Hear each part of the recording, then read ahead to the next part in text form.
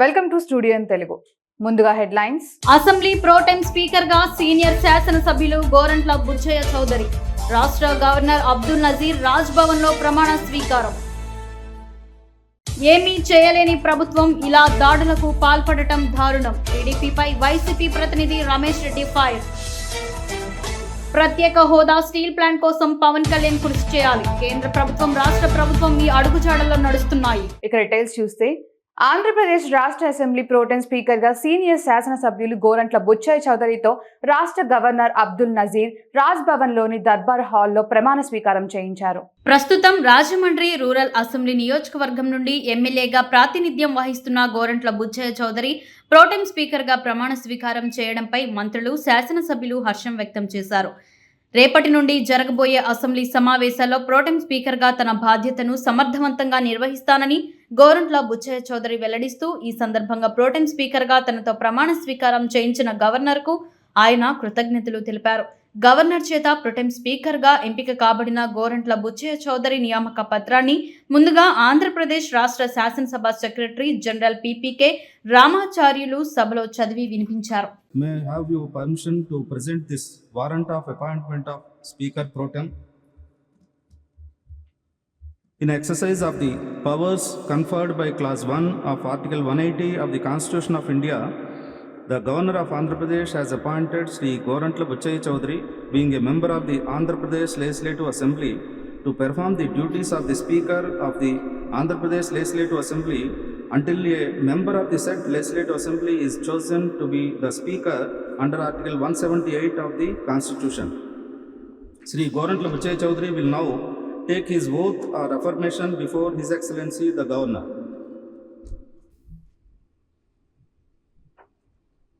నేను గోరంట్ల బుచ్చయ్య చౌదరిని నేను శాసనసభ సభ్యునిగా ఎన్నికైనందున శాసనం ద్వారా నిర్మితమైన భారత రాజ్యాంగం పట్ల నిజమైన విశ్వాసం, విధేయత చూపుతానని, భారతదేశ సార్వభౌమాధికారాన్ని, సమగ్రతను కాపాడుతానని, నేను స్వీకరించబోయే కర్తవ్యాన్ని శ్రద్ధాశక్తులతో నిర్వహిస్తానని దైవసాక్షిగా ప్రమాణం చేస్తున్నాను. నేను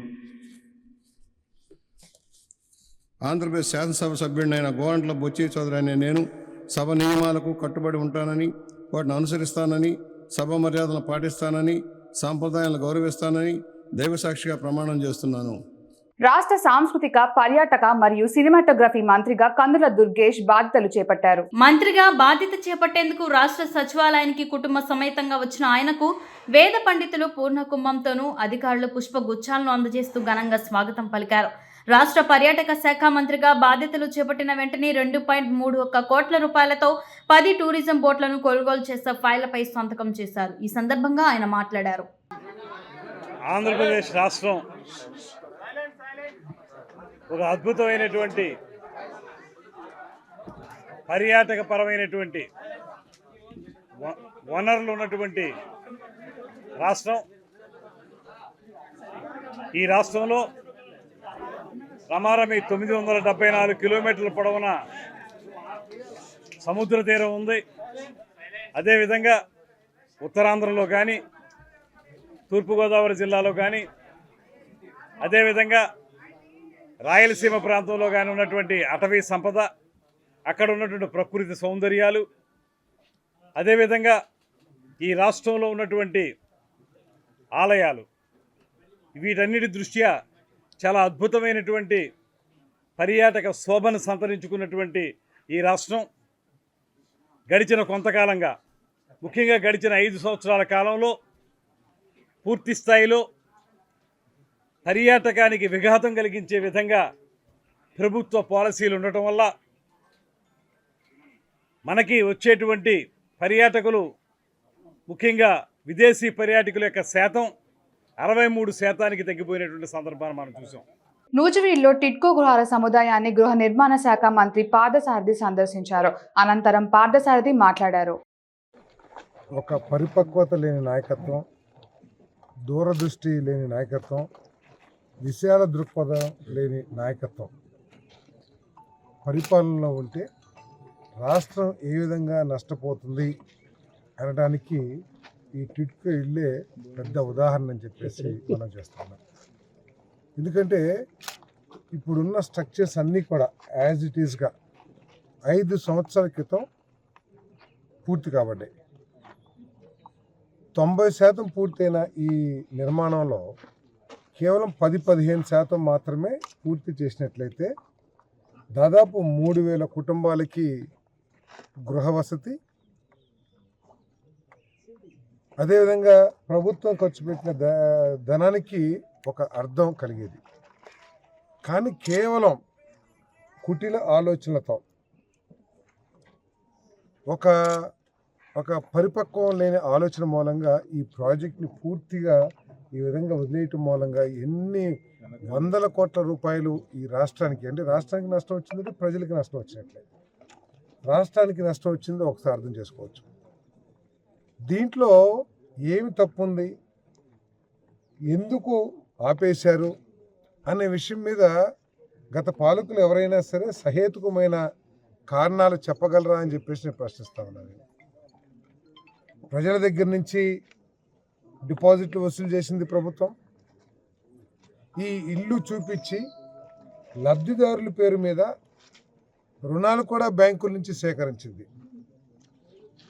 ఈరోజు సేకరించబడ్డ నిధులతో దేనికోసమైతే రుణాలు సేకరించబడ్డాయో దానికి వినియోగించుకోకుండా ఆ నిధుల్ని దారి మళ్లించడం మూలంగా ఈరోజు లబ్ధిదారులు ఎవరైతే పేదవాళ్ళు ఉన్నారో వాళ్ళందరూ కూడా బ్యాంకుల ద్వారా అనేక అవమానాలకు గురవుతున్నారని చెప్పేసి మనం చేస్తామని అనేక ఒత్తిళ్లు చేస్తున్నారు బ్యాంకర్స్ అందరూ కూడా. కారణం ఏమిటి, లోన్స్ ఇచ్చాము, దాదాపు ఇచ్చి 2-3 సంవత్సరాలు మీరు మాకు ఇన్స్టాల్మెంట్స్ కట్టమండి. ఈరోజు ఎవరు కట్టాలి ఇన్స్టాల్మెంటు? డబ్బులు తీసుకున్న ప్రభుత్వం కట్టాలా?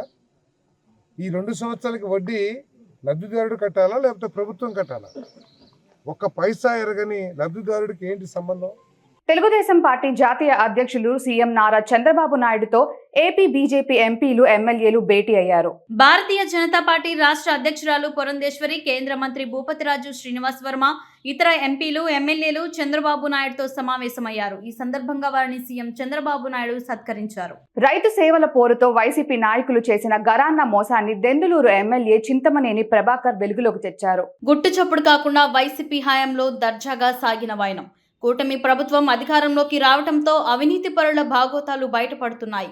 రైతు సేవల పేరుతో వైసీపీ హయాంలో కొందరు వ్యక్తులు గ్రూపులుగా ఏర్పడి ప్రభుత్వం నుంచి భారీగా సబ్సిడీలో తీసుకున్న ట్రాక్టర్లు, రోటివేటర్లు, కల్టివేటర్లు వంటి వాటిని సొంత వాటిగా పక్కదారి పట్టించిన ఘరానా వైనం దెందులూరు ఎమ్మెల్యే చింతమనేని ప్రభాకర్ తీసుకున్న చర్యలతో వెలుగులోకి వచ్చింది. పెదవేగి మండల వ్యవసాయ శాఖ కార్యాలయానికి చేరుకుని రైతు సేవల పేరుతో జరిగిన భారీ అవకతవకలపై వ్యవసాయ శాఖ ఏడీఈ సుబ్బారావు, మండల వ్యవసాయ అధికారి ప్రియాంకను ప్రశ్నించిన దెందులూరు ఎమ్మెల్యే చింతమనేని ప్రభాకర్ సరైన సమాధానాలు లేక నీళ్లు నమిలిన సంబంధిత అధికారులు. గౌరవ ముఖ్యమంత్రి చంద్రబాబు నాయుడు గారు కస్టమర్ హైరింగ్ సెంటర్స్ అనేటువంటి ఒక స్కీముని గ్రామాల్లో రైతుల్ని యాంత్రీకరణ వైపు మరలించడానికి పేద, బడుగు, బలహీన వర్గాలు, మైనార్టీ వర్గాల వారికి యంత్రాలు లేక సెంటు, కుంట, ఎకరం ఉన్నటువంటి వాళ్ళకి వ్యవసాయాన్ని అందుబాటులోకి తీసుకురావడానికి పెట్టినటువంటి స్కీము ఈ యొక్క కస్టమర్ హైరింగ్ సెంటర్ అనేది. దీన్ని ఒక నామకరణ చేసి ఈ రకమైనటువంటి కార్యక్రమం ద్వారా రైతులకి హితోధికంగా సహాయం చేయటానికి ఉపయోగపడుతుంది అని పెట్టినటువంటి ఈ కార్యక్రమాన్ని మరి చరిత్రకారుడు జగన్మోహన్ రెడ్డి గారు, ఆయన యొక్క నాయకులు, కార్యకర్తలు, ఎలుకలు, సుంచులు, పందికొక్కులకి దారాదత్తం చేశాడు. నా నియోజకవర్గంలో 62 ట్రాక్టర్లను ఇచ్చారు.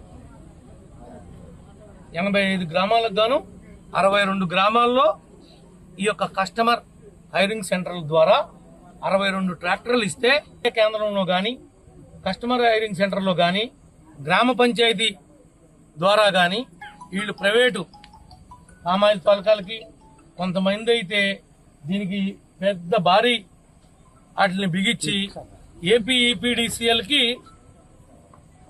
స్తంభాలు గోతులు తీయడానికి, లైన్లు లాగటానికి, వాళ్ళ సొంత వ్యాపారాలు చేసుకోవడానికి ఉపయోగించుకునే విధంగా ఈయన దీన్ని ఆధునీకరించాడు. ఇలాంటి యాంత్రీకరణ పరికరాలన్నింటినీ కూడా ప్రతి పరికరానికి కూడా 40% రాష్ట్ర ప్రభుత్వం యొక్క డబ్బు, 50% బ్యాంక్ ఫైనాన్సు, ఆ యొక్క గ్రూప్ యొక్క కాంట్రిబ్యూషను 10%కి ఇలాంటి వెహికల్స్ని ఆనాడు తెలుగుదేశం ప్రభుత్వం రైతాంగం కోసం తీసుకుని వస్తే ఈ దగాకోరు ప్రభుత్వం, ఈ దొగుల్బాజీ మనుషులు ఈ బళ్ళన్నింటినీ కూడా రాష్ట్ర వ్యాప్తంగా కాజేసి ఈనాటి వరకు కూడా ప్రజలకు ఏమీ కూడా నిజాలు తెలియకోకుండా ఈనాటి వరకు కప్పెట్టారని చెప్పి కూడా ఈ సందర్భంగా మీకు తెలియజేస్తా ఉన్నాం. ఏవైతే ఈ రాష్ట్రంలో ఈ యొక్క కస్టమైజ్ వెహికల్స్ ఉన్నాయో అవన్నీ పేద బడుగు బలహీన వర్గాలకు సంబంధించినటువంటి రైతాంగానికి సంబంధించినవి. అవి వాళ్ళు వాడుకున్న తర్వాతే మీ సొంత పనులకి మీ సొంత అవసరాలకు ఉంటే ఉపయోగించుకుంటే తప్పులేదు. కానీ వాళ్ళకి 1 ఎకరం కూడా దున్నకోకుండా, 1 ఎకరాన్ని కూడా సాగులోకి వాళ్ళకి సహకరించకుండా మీరు చేసినటువంటి ఇటువంటి దోపిడీలు, అన్యాయాలు ఇక సాగవండి. రోజులు మారినాయి. ఈ విషయాలన్నీ మీకు ఈ సందర్భంగా తెలియజేస్తున్నాం, గుర్తు చేస్తున్నాం. అది ఇచ్చినటువంటి యొక్క సిద్ధాంతాలకి తూట్లు పొడిచి జగన్ ఏ రకంగా రాష్ట్రాన్ని కన్నవేసి దోసేయాలో వాళ్ళ నాయకుడికి గ్రామ స్థాయిలో, వార్డు స్థాయిలో కూడా మా నాయకుల యొక్క ప్రజల యొక్క జేబుకి కన్నవేసి ఏ విధంగా దొంగ బుద్ధులు నేర్పించాలో జగన్ పార్టీలో చేస్తే కనుక వాడికి అన్ని అర్థమవుతాయి. ఇలాంటి పనులు, నీతిమాలిన పనులు ఎవరు కూడా చేయబోరు కూడా. గతంలో ఎన్నడూ లేని కొత్త సాంప్రదాయానికి తెలుగుదేశం పార్టీ తెరతీస్తుందని రాయచోటి మాజీ ఎమ్మెల్యే శ్రీకాంత్ రెడ్డి, వైఎస్ఆర్సీపీ రాష్ట్ర అధికార ప్రతినిధి రమేష్ రెడ్డి తీవ్ర స్థాయిలో ధ్వజమెత్తారు. అన్నమయ్య జిల్లా రాయచోటిలో టీడీపీ కార్యకర్తలు చేసిన దాడిలో గాయాల పాలైన కౌన్సిలర్లను, నాయకులను మాజీ ఎమ్మెల్యే శ్రీకాంత్ రెడ్డి, వైఎస్ఆర్సీపీ రాష్ట్ర అధికార ప్రతినిధి రమేష్ రెడ్డి పరామర్శించారు. ఈ సందర్భంగా వారు మాట్లాడుతూ తెలుగుదేశం ప్రభుత్వం ఏర్పడినప్పటి నుంచి ఏమీ చేయలేని ప్రభుత్వం ఇలా దాడులకు పాల్పడడం దారుణమన్నారు. దాడులకు ప్రతి దాడులు చేయడం పెద్ద సమస్య కాదని, అందరి చేత కూడా అవుతుందన్నారు. రాయచోటి ప్రజలు ప్రశాంతంగా జీవించేందుకు సహకరించాలని కాదు చూడదని, వైఎస్ఆర్సీపీ కార్యకర్తలపై దాడులు చేస్తే తీవ్ర పరిణామాలు తప్పవని హెచ్చరించారు. ఈరోజు ఉదయం రాయచోటిలో జరిగినటువంటి సంఘటన దురదృష్టకరం. అభివృద్ధి పదంలో నడుస్తున్నటువంటి జిల్లా కేంద్రం అయిన తర్వాత అభివృద్ధి పదంలో నడుస్తూ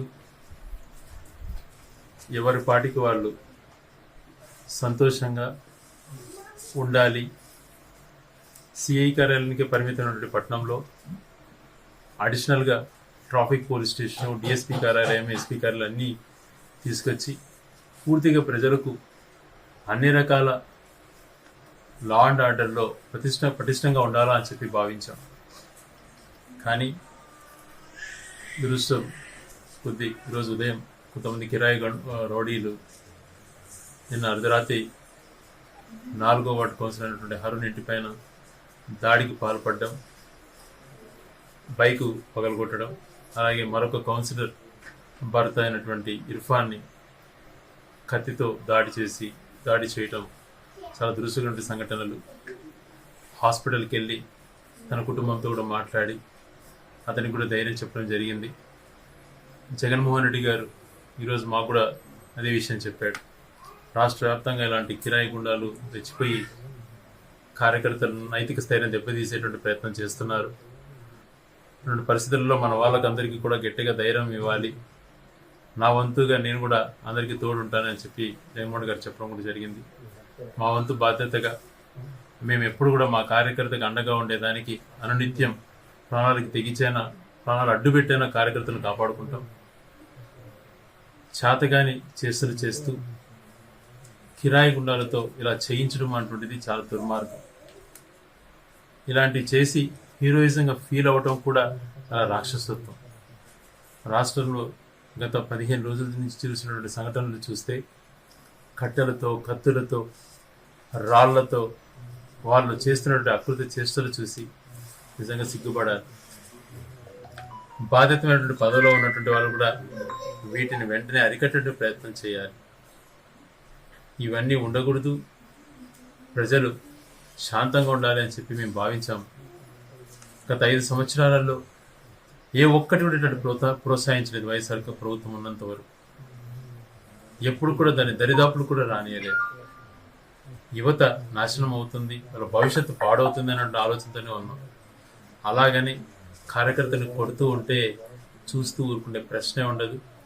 ఎవరికి ఏ ఇబ్బంది వచ్చినా వైఎస్ఆర్ కాంగ్రెస్ పార్టీ ఏకతాటిపైన నడిచి అందరమే ఒకటే ఇటువంటి సంఘటనలు తిరిగి జరగకుండా, ఎవరికి ఏ ఆపద వచ్చినా కూడా అందరము ఒకటిగా ఉంటాము. ఇంకటి నుంచి మేము దాడి చేయలేక ఇంకొకటో కాదు, శాంతి భద్రతల విషయాలు దెబ్బతింటాయని చెప్పి ఆలోచన చేస్తున్నాం. అందుకే పోలీసు వాళ్ళని కూడా ఆలోచన చేయమంటున్నాం. వ్యవస్థలు పటిష్టంగా ఉన్నప్పుడే ప్రజాస్వామ్యం బాగుంటుంది. కాబట్టి ఇటువంటి సంఘటన చేసేటువంటి వాళ్ళని అందరినీ కూడా గమనించుకొని ఇటువంటి వాళ్ళు భవిష్యత్తులో ఈ కిరాయి రౌడీలు, కిరాయి మూకలు, అల్లరి మూకలు బయటికి రాకుండా అరికట్టాల్సిన బాధ్యత కూడా టౌన్లో మేము అందరం పెద్దలతో కూడా చెప్పడం జరుగుతుంది. వాళ్ళతో పాటు పోలీస్ అధికారులు కూడా తెలియజేస్తాం. అటువంటి వాళ్ళని అందరినీ కూడా పూర్తి స్థాయిలో అరికట్టే విధంగా చేస్తాం. ఈరోజు ఈ కుటుంబానికి జరిగిన నష్టం 2 కౌన్సిలర్లకు చాలా బాధాకరమైన అంశం. మహిళలు ఉంటారు, పిల్లలు ఉంటారు. ఇలాంటి పనులు చేయటం దేనికి దారితీస్తుందో ఆలోచన చేయమంటున్నాం. ఆ కౌన్సిలర్ ఎవరైతే తన భర్తకు కత్తితో దాడి చేశారో ఎంతో ఆందోళనతో కడపలో చూసినప్పుడు, ఆ కుటుంబాన్ని చూసినప్పుడు చాలా బాధేస్తుంది. ఇటువంటి సంఘటనలు గతంలో ఎప్పుడు ఎక్కడ జరగకూడదు, ఏదైనా తప్పు చేయొద్దండి అని చెప్పి వైఎస్ఆర్ కాంగ్రెస్ పార్టీ వాళ్ళనే మేము ఎక్కువ దండించాం. అటువంటి సంఘటనలకు ఎవరు దూరంగా ఉండాలి అని చెప్పి మేము దిశానిర్దేశం చేసేటువంటి వాళ్ళం. ఇప్పుడు ఆ పరిస్థితి లేకుండా ఊరిపైకి వెళ్ళి గొడవలు చేయండి అని చెప్పి ఆదేశాలు ఇచ్చేటువంటి ప్రయత్నాలు జరుగుతున్నాయి. ఇది మంచి పరిణామం కాదు అని చెప్పి తెలియజేస్తున్నాం. ఆంధ్రప్రదేశ్ ఆయుష్ శాఖ ఆధ్వర్యంలో 10వ అంతర్జాతీయ యోగా దినోత్సవాన్ని బృందావన్ గార్డెన్స్ ఎన్టీఆర్ స్టేడియంలో నిర్వహించారు. ఈ సందర్భంగా జాయింట్ కలెక్టర్ రాజాకుమారి మాట్లాడారు. భారతదేశ గౌరవాన్ని ప్రపంచానికి చాటి చెప్పిన ఎంతో మంది మహోన్నత వ్యక్తుల్లో పతంజలి ఒకరు. ఆయన యోగ సూత్రాలని ఈరోజు యావత్ ప్రపంచం కూడా పాటిస్తూ ఉంది. చాలా ఆనందమయం, గర్వకారణంగా చెప్పుకోవచ్చు. అంతర్జాతీయ యోగా దినోత్సవంగా ఈరోజు మనం సెలబ్రేట్ చేసుకుంటున్నాం. ప్రతి ఒక్కరికి కూడా శుభాకాంక్షలు. అయితే దైనందిన జీవితంలో ప్రతి ఒక్కరికి యోగా, వ్యాయామం, మానసికోల్లాసం ఎంతో అవసరం. వీటన్నిటినీ కలగలుపుకొని చేసేదే యోగా. కాబట్టి మానసికంగా, శారీరకంగా ప్రతి ఒక్కరు కూడా దృఢంగా ఉండాలి. సమాజం అప్పుడు దృఢంగా ఉంటుంది. ప్రతి ఒక్కరు ఆనందమయం అవుతారు. కాబట్టి ప్రతి ఒక్కరిని వారి దైనందిన జీవితంలో 45 నిమిషాల నుంచి గంట సమయం వీటికి కేటాయించాల్సిందిగా కోరుకుంటూ ఆయురారోగ్యాలతో జీవించాలని ప్రతి ఒక్కరిని కోరుకుంటూ ఉన్నాను. జూన్ 21వ తారీఖు అంతర్జాతీయ యోగా దినోత్సవం. ప్రతి ఒక్కరికి కూడా శుభాకాంక్షలు. ప్రత్యేక హోదా స్టీల్ ప్లాంట్ కోసం పవన్ కళ్యాణ్ కృషి చేయాలి. నా పేరు పద్మనాభరెడ్డిగా మార్చుకున్న కేంద్ర ప్రభుత్వం, రాష్ట్ర ప్రభుత్వం మీ అడుగుజాడలో నడుస్తున్నాయి అని ముద్రగాడ పద్మనాభం అన్నారు. అనంతరం మీడియా సమావేశంలో ఆయన మాట్లాడారు. గవర్నమెంట్ గెజెట్లో ప్రింట్ చేసిన కాపీ మీకు అందజేశానండి. ఈ సందర్భంగా పేరు మార్పు కోసం ఎంతో ఒత్తిడి చేసిన కాపు, బలిజ యువతకి, వాళ్ళందరూ నాకన్నా చిన్నవాళ్ళైనా వాళ్ళందరికీ ధన్యవాదాలు చెప్పుకుంటున్నానండి. నాకు స్వేచ్ఛ కలగజేసినందుకు చాలా ఆనందంగా ఉంది.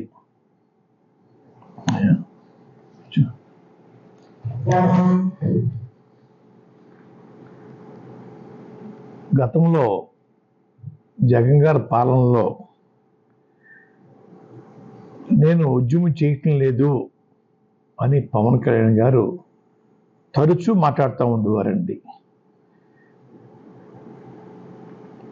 నా ఇమేజ్ పెంచుకోవడం కోసం ఉద్యమం చేపట్టాడు తప్ప నేనే లాభం పొందాను అనే మాటలు ఎక్కువగా వచ్చేవండి. నేను చేతకానివాడిని, అసమర్థుడిని, అమ్ముడు పోయాను. కాబట్టి ఆ రోజు ఉద్యమాన్ని కొనసాగించలేకపోయిన పవన్ కళ్యాణ్ గారు, కాపులకి నేను వారి కోరిక నెరవేర్చలేకపోయాను. మీ చేతిలో రాష్ట్ర ప్రభుత్వం, కేంద్ర ప్రభుత్వం కూడా మీ చేతిలో ఉన్నాయి. కాపుల యొక్క చిరకాల కోరిక తీర్చే అవకాశం, తీర్చే దమ్ము, ధైర్యం మీకు ఉందని నేను అనుకుంటా ఉన్నాను. ఆ దిశగా మీరు తలుచుకుంటే కొన్ని రోజుల్లోనే రాష్ట్రంలోనూ కేంద్రంలోనూ ఆ రిజర్వేషన్ ఇప్పించగల సత్తా మీకు ఉందని నేను భావిస్తూ ఉన్నాను. ఆ దిశగా ప్రయాణం చేసి మిమ్మల్ని ప్రేమించే కాపు బలిజ యువతని సంతోషపరచమని నేను కోరుకుంటా ఉన్నానండి. అలాగే మీ చేతిలో రాష్ట్ర ప్రభుత్వం, కేంద్ర ప్రభుత్వం మీ చెప్పు చేతల్లో మీ అండతో ఉన్నాయి కాబట్టి ప్రత్యేక హోదా కోసం ఒక అడుగు ముందుకు వేయమని నేను కోరుతా ఉన్నానండి. అది కూడా సాధించాలండి. యువత చాలా నిరాశ నిస్పృహతో ఉన్నారు. ఆ రోజు ఎక్కువ మెజార్టీ ఉండటం వల్ల బీజేపీ ప్రభుత్వం జగన్ గారి కోరికను మన్నించలేదు. ఈరోజు మెజార్టీ తగ్గింది కాబట్టి మీ ప్రభుత్వం యొక్క అండతో కేంద్ర ప్రభుత్వం నడిచే పరిస్థితి వచ్చింది కాబట్టి మీ మాటకి చాలా విలువిస్తారు కాబట్టి ప్రత్యేక హోదా కార్యక్రమం మీద కూడా దృష్టి పెట్టమని. మరొకటి, విశాఖ స్టీల్ ప్లాంట్ కోసం ఎందరో బలిదానం చేశారండి. ఎందరో, కొన్ని తెలిసి, కొన్ని తెలియక, కొంచెం బయటకు వచ్చినాయి, కొన్ని బయట రాని ఉన్నాయండి. అలాగే చాలామంది ఆ రోజు గౌరవ శాసనసభ్యులు ఆ స్టీల్ ప్లాంట్ సాధన కోసం పదవులు త్యాగం చేశారండి. అటువంటి స్టీల్ ప్లాంట్ని ఈరోజు ప్రైవేటు పరం చేయడానికి గతంలోనే తీర్మానం చేశారు కేంద్రంలో. ఈరోజు మీ చేతిలో కేంద్ర ప్రభుత్వం ఒక కీలుబొమ్మ, మీరేం చెప్తే చేయవలసిందే వారు. కాబట్టి అది ప్రైవేట్ పరం అవ్వకుండా ప్రభుత్వం ఆధీనంలో ఉండేలాగా ప్రయత్నం చేయమని నేను కోరుతా ఉన్నానండి.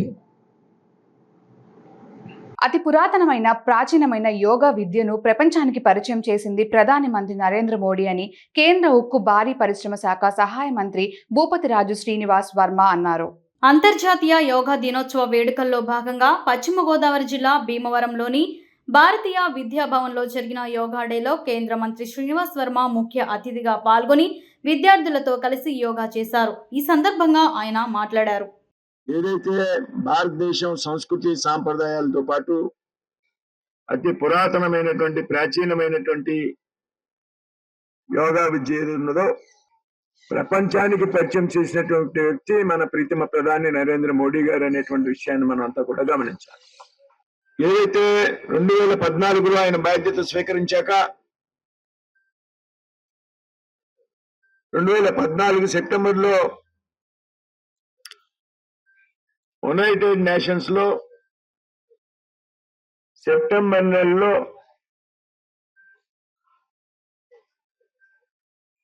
యోగా దినోత్సవాన్ని గురించి ఆయన ప్రపోజల్ చేసినప్పుడు, ప్రతిపాదించినప్పుడు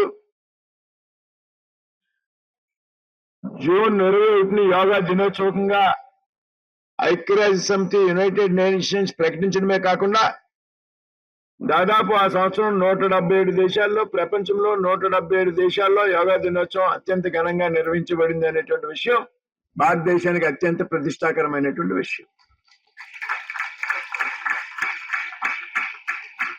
కొన్ని మిలియన్ల కొద్ది ప్రజలు ఆవేళ ప్రపంచం అంతా కూడా యోగా కార్యక్రమంలో పాల్గొనడం జరిగింది.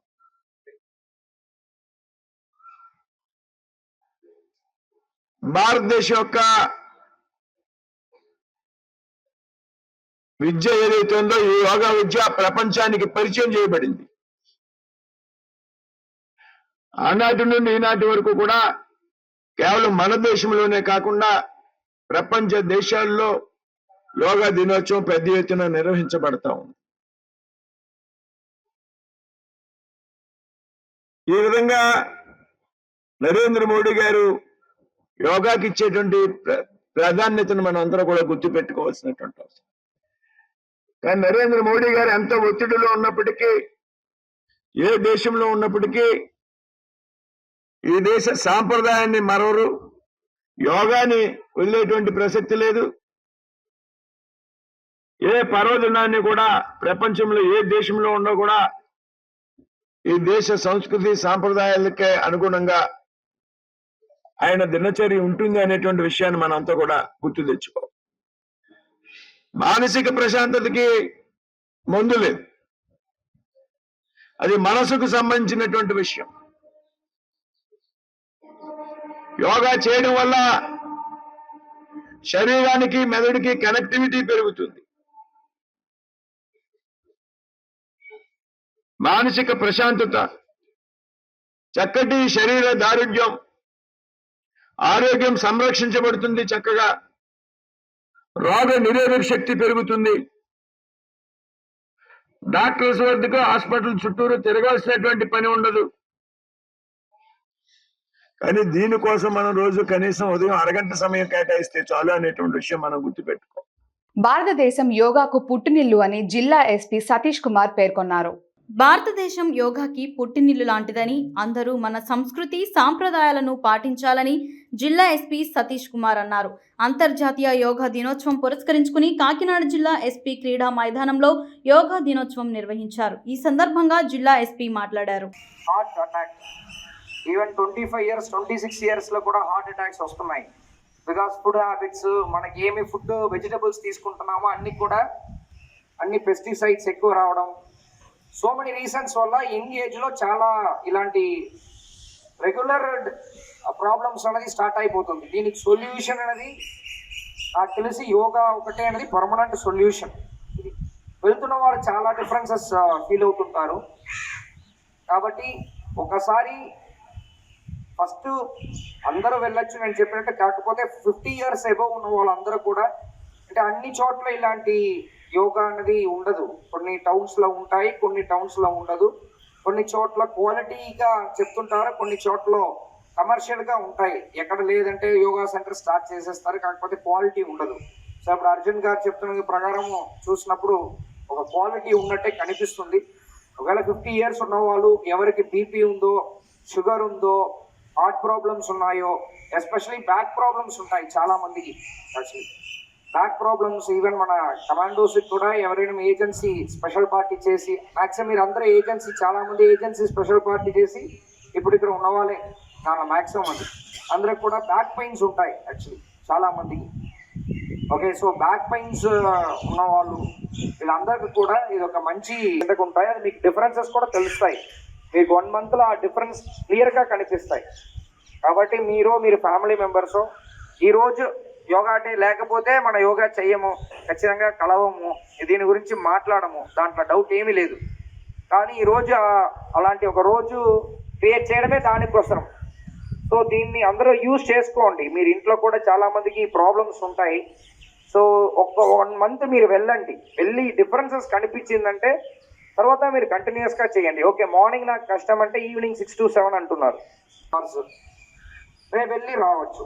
సో ఇది కొంత ప్రాక్టీస్ చేయండి, హెల్త్కి చాలా బాగుంది. Thank you. యోగా చేయటంతో సంపూర్ణ ఆరోగ్యం లభిస్తుందని జిల్లా కలెక్టర్ నివాస్ అన్నారు. ఆయుష్ విభాగం ఆధ్వర్యంలో కాకినాడ జాతీయ స్కేటింగ్ రింగ్ లో 10వ అంతర్జాతీయ యోగా దినోత్సవ వేడుకలు నిర్వహించారు. ఈ వేడుకలకు ముఖ్య అతిథిగా ఆయన హాజరయ్యారు. ఈ సందర్భంగా ఆయన మాట్లాడుతూ, ప్రతి వ్యక్తి ఆరోగ్యంగా జీవించాలంటే యోగా ఉత్తమమైన సాధనమన్నారు. మానవులు ఉదయం లేవగానే మంచి ఆలోచనలు రావడానికి యోగా దోహదపడుతుందని పేర్కొన్నారు. కమిషనర్ వెంకట్రావు మాట్లాడారు. వాళ్ళ గైడెన్స్ మేరకు ఇక్కడ వచ్చినటువంటి ఎవరైతే పార్టిసిపెంట్స్ ఉన్నారో వాళ్ళందరికీ కూడా యోగా ట్రైనింగ్ ఇప్పించడం జరిగింది. ఈ యొక్క సందర్భంగా జిల్లా ప్రజలందరినీ కూడా కోరుకునేది ఏమిటంటే, ప్రతిరోజు మనం యోగా కానీ or any other physical exercise 45 నిమిషాలు వాళ్ళందరూ కూడా చేయాలని చెప్పి కోరుకుంటున్నాను. ఎందుకంటే ఇప్పుడు ఉన్నటువంటి ఫాస్ట్ పేస్ ఆఫ్ లైఫ్లో అండ్ మనం వాళ్ళ పని ఏవైతే ఉన్నాయో పని బాగా చేయడానికి, వాళ్ళ శరీరంగా వాళ్ళకి సపోర్ట్ ఇవ్వడానికి, వాళ్ళకి శరీరం బాగా ఉండడానికి ఇలాంటి ప్రక్రియలు చాలా చాలా అవసరం. అది కూడా ఈ యోగా అన్నది మన దేశంలో కనపడినటువంటి